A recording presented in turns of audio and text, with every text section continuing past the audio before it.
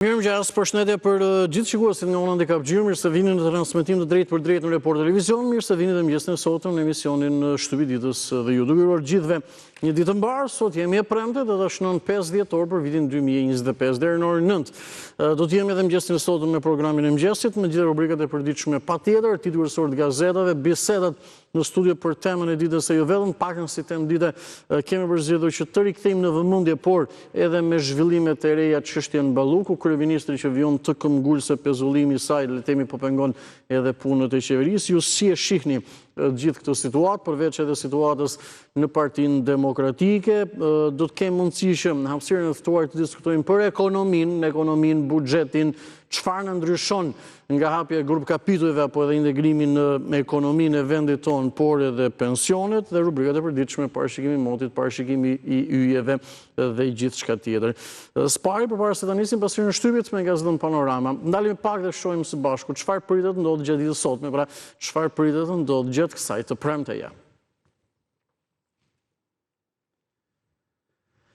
Sot pritet zhvillohet seanca e radhës paraprake në GKK për çështjen Veliaj. Ai akuzohet nga SPAK për korrupsion pasiv, pastrim parash, mosdeklarim dhe fshehjet pasurisë, si dhe shpërdorim detyre, ndërsa në timin janë përfshirë edhe bashkëshortje dhe persona të tjerë të lidhur me këtë çështje.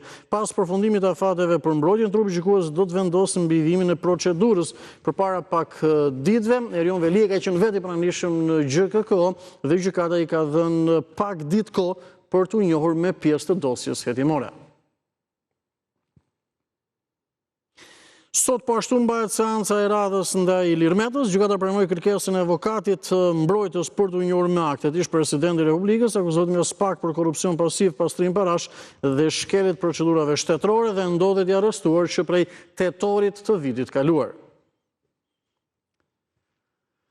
Në Kalan e qytetit të Peqinit hapet sot panairi i gjelit të detit 2025, aktivitet që nis në orën 10:30 dhe sjell prodhues vendas me gjel deti dhe produkte ndryshme bujqësore të zonës me fokus promovimin e traditave dhe të prodhimit lokal.